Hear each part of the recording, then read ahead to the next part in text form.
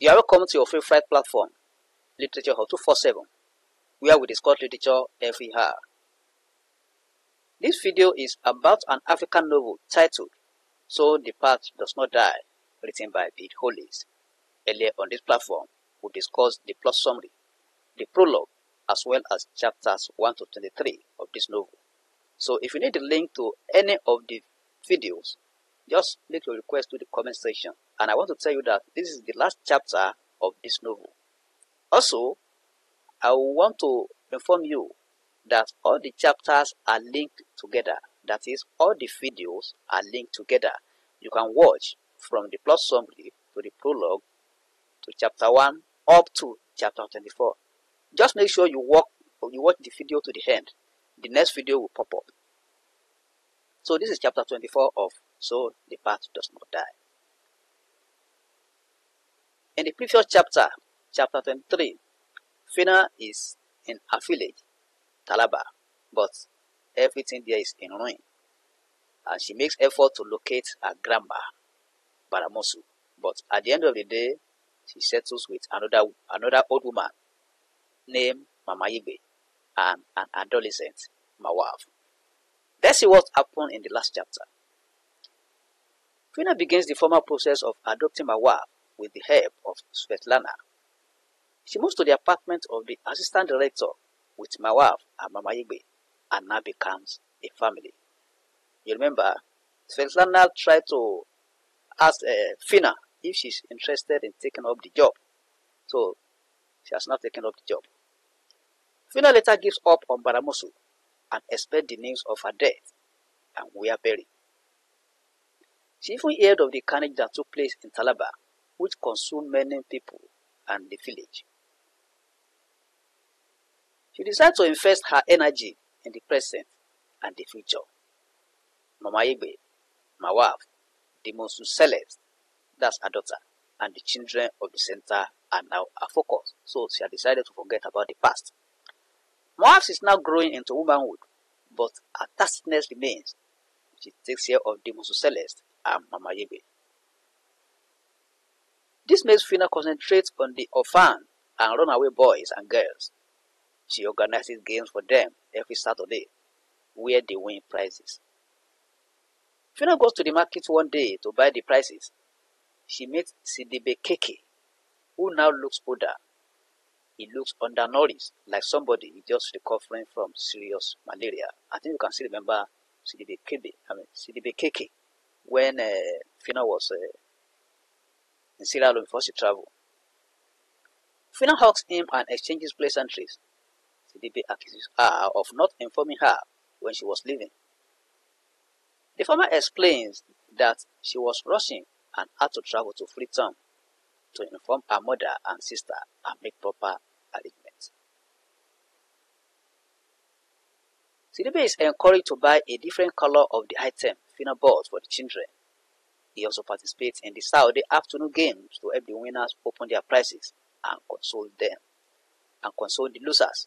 So that means Sidibe he has been visiting Fina at the center.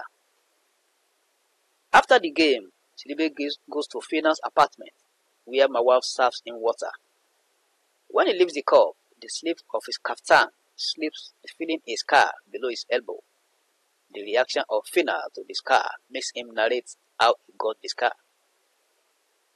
He says he knew the rebels were coming, and his 3 wives and children left. He decided to wait behind because of his father's property. When they arrived, they searched everywhere and took all they needed, including his uncut diamonds. As they were about to leave, a little girl among them said she heard that he had a briefcase of cut and polished stones. He denied having such. He pointed to Mawaf that the girl was like her and insists that the stones will make them rich forever. They then decided that they would be cutting a piece of his hand every day until he told them where it was. They did go out every day for mining. And when they came back, the girl would cut open the wound again. She would tell him that he would bleed to death if he didn't tell them where it was kept. He says the white mercenaries later came with their gunships and destroyed his part of the town. They also fired at the girl and her friends at the mines and doubted if they survived it. He later retrieved his briefcase he buried underground. He adds that he used some of the diamonds to treat himself and settle in Freetown. He says he doesn't know where his children and wives are. Sidibekeke later leaves and invites Fina to lunch the next day. Fina accepts because she sees Sidibe as a different man now. While driving Fina back after lunch, he shows his house to her. After that, he renders help for Fina in the center. He looks out for skilled workers when things need to be fixed. He introduces her to some of his political and business associates. He also talks to the more difficult boys at the center and even invites them home on weekends. Sidibe also buys baby things for Fina for the Mosu Celeste.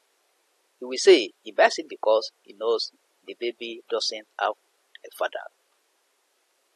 That is because Fina has not told him anything about the Mosu Celeste.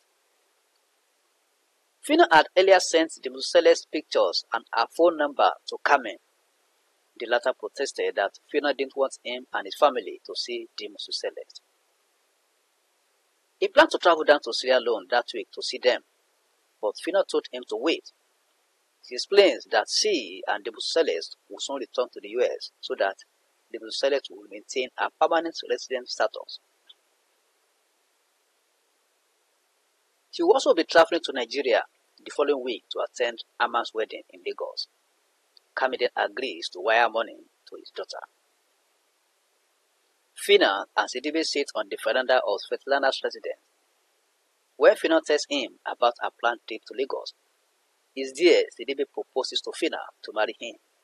He says he still has money to take care of her and wishes to go back to Koidu when things settle down.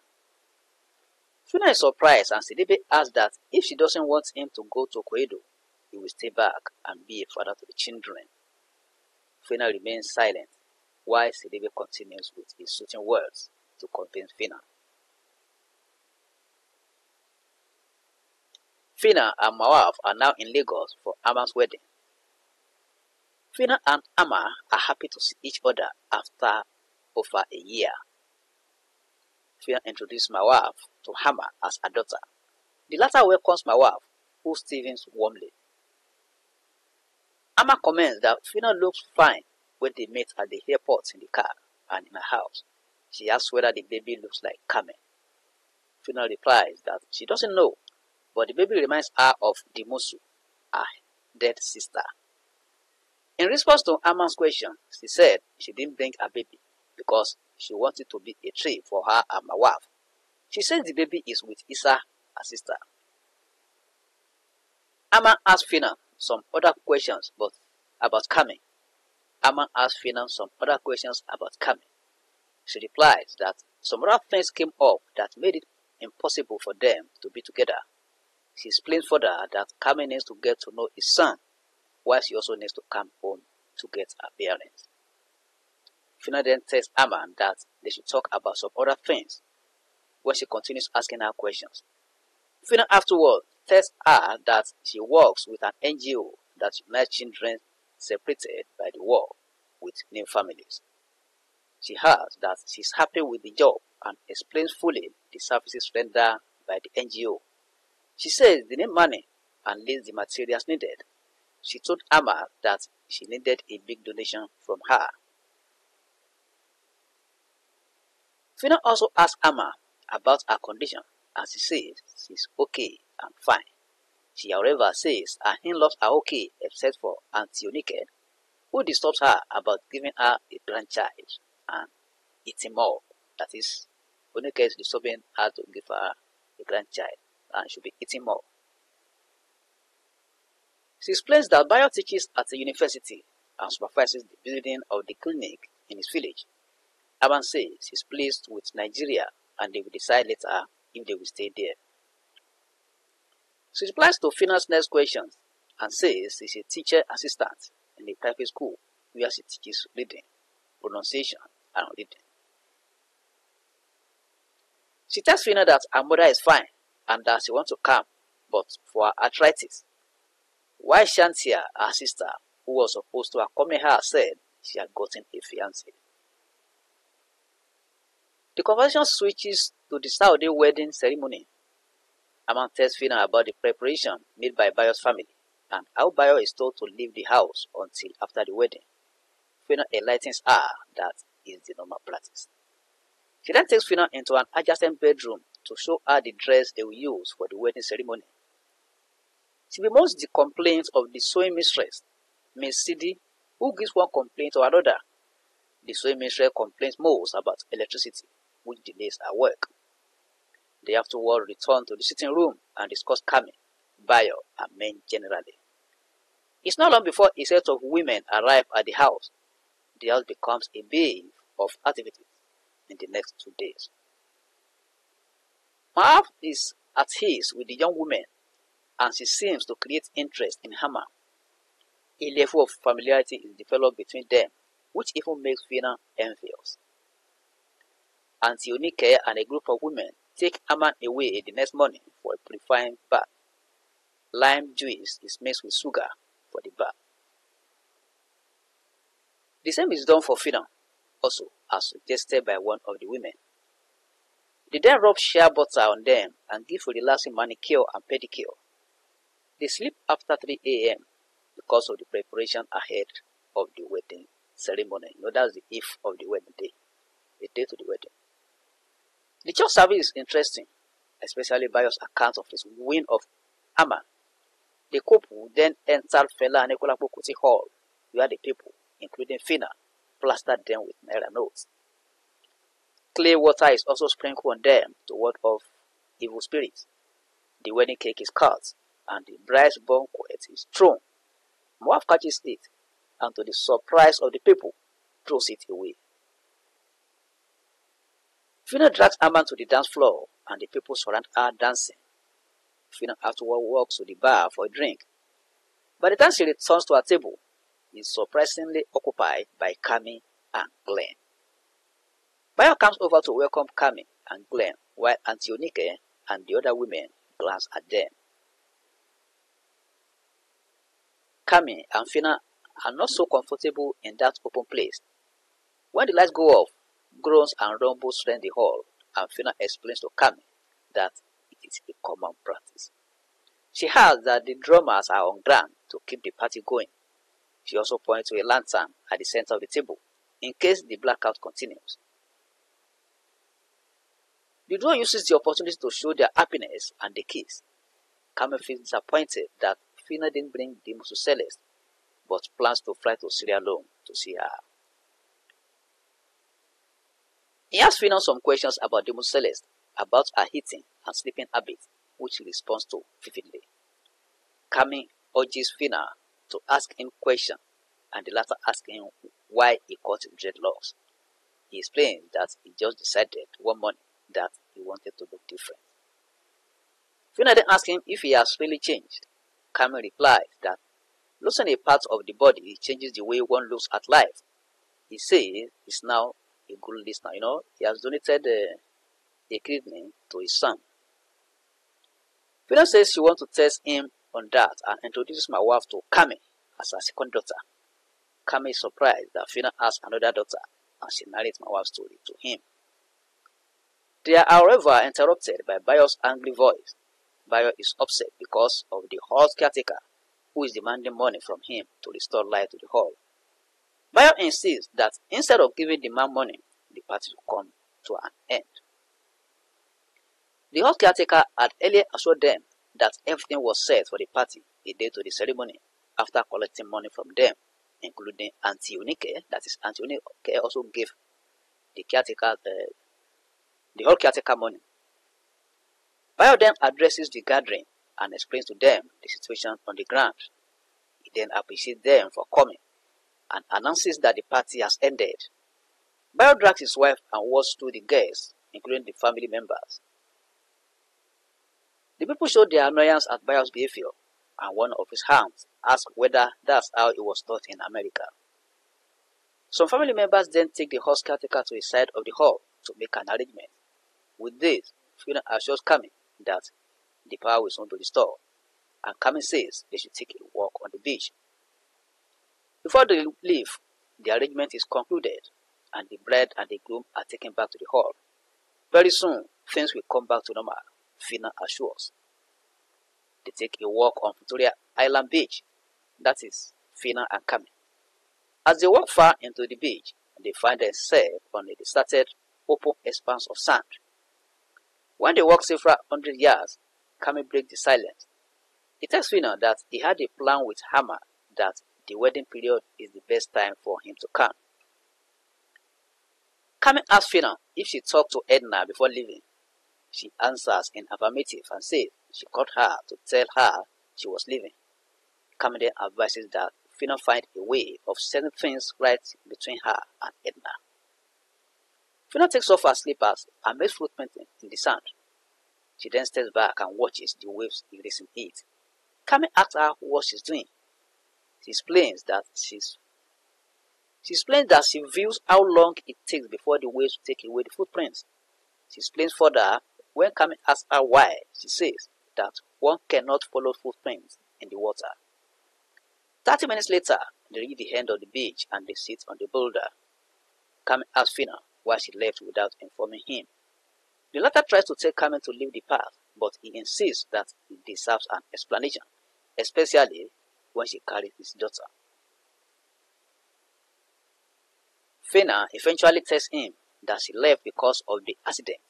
Kami then responds that the white man recovered and told the police what happened. Fiona refers to the incident and how Kami's father tried to overturn everything to save Kami from prosecution. She says the scene reopens some old wounds in her.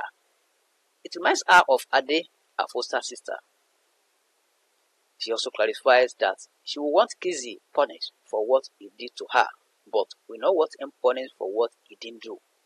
Kami has earlier asked Fiona whether she feels sorry for Kizzy, despite what he did to her.